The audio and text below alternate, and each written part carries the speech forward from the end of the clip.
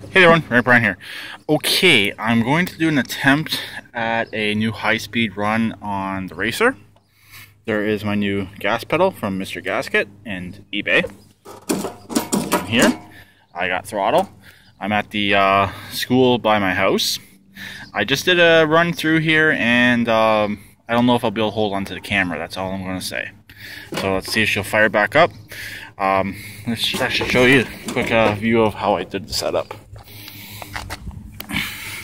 Even though I have a self-returning gas pedal, I still have a return spring. It just helps to bring it back into position.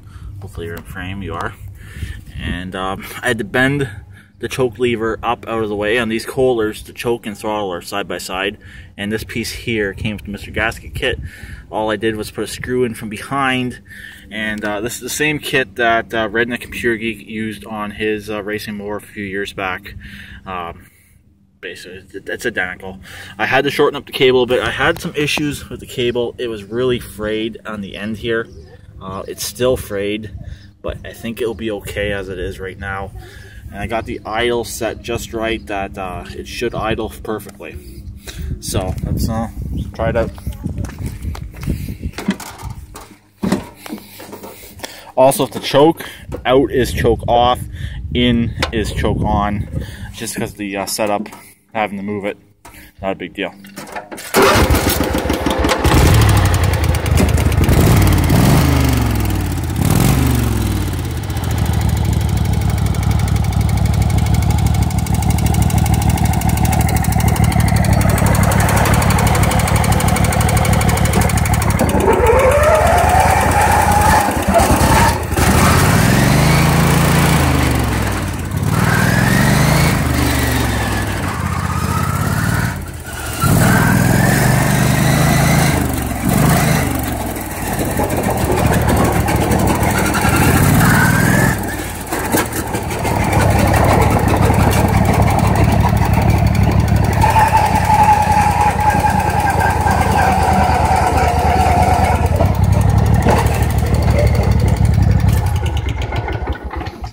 As you can see just from that short little run, it did pretty good. I was zipping through here quite fast earlier. I don't want to piss too many people off for the obvious reasons, but I still have a few other things to do. I got the tack done. As you can see, I don't got a tack, and I don't have my oil temp gauge in here yet. So once I get those in here, this thing will be finished. But it seems to be running good. It wasn't wobbling earlier. It only wobbles occasionally on high speed. So those front tires are, they're not balanced, and they're not the greatest tires in the world. But overall, at high speeds, this thing, when I was holding on with two hands, or one hand on the steering wheel, my left hand on the steering wheel, my right hand right here, it was stable, and it did extremely well. So that's pretty much it for this. I'll do a final video once all the wiring's all hooked up and all that stuff is finished. But as it sits right now, it's fast. It's right at the threshold where I can't handle it. I don't know how fast it's going. When I was driving here on the main road, a car was going right side by side with me, and I turned in here. I wish they would have turned in here as well, so I could get an idea how fast I was actually going. But they obviously didn't turn in here, so that kind of sucked. But he had to kind of floor it to catch up to me. So we have speed limit signs on here that light up if you're going over 40. I might tomorrow or at some point see if it's hitting 40, if it's anywhere near 40. So it's fast. That's all I'm going to say right now, and it's quick to get up to speed. I don't know how long this gearbox is going to last going up to the speeds that I'm going up to.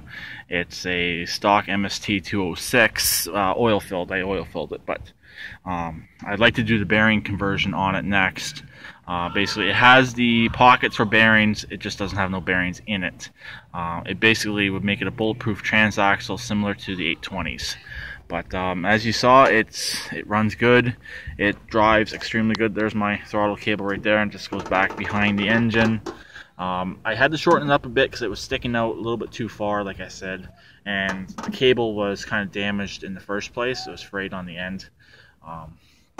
But yeah, this thing, it's wicked. That's really the only word for it. It's wicked, and it's fast. All I gotta do is make a camera mount and get a GoPro eventually. It's not in the budget right now. It probably won't be in the budget for a while. Probably not till next year. And I know it's probably saying, "Oh, wait for them to do a run," but no, I'll drive it occasionally. I gotta be responsible. Don't want to get people pissed off and stuff like that. Also, I do have different back tires. I got the Slicks on here right now, and they're a little bit underinflated right now, so that does help with takeoffs. I wish I had front brakes. This thing would probably do burnouts like nothing, but that's where she stands right now. So gotta get the hood back on. Gotta get the headlight wiring fixed. It's been cut. I cut it on purpose with the other engine that was in here, and I gotta get tack wiring in. I got like I said, I got the oil temperature gauge. I get that in, get that wired. Got the sending unit in on this side of the engine right here. It's ready to go. Just gotta wire that. And that's pretty much it. So then I can keep an eye on how hot the engine is getting. I can keep an eye on my RPMs. I figured out there's actually a governor on here, a little screw governor on the front of the carburetor. So I can actually adjust that, and I'll get the idle down a little bit if I want to, but it's not that loud. It's really echoey where I am, so that's why it sounded really echoey. But that's pretty much it. Also, my cowl here fell off, but I gotta have that off anyways for tomorrow when I do the tack. So I'll talk to everyone later. Please keep it redneck like always, and please try and comment.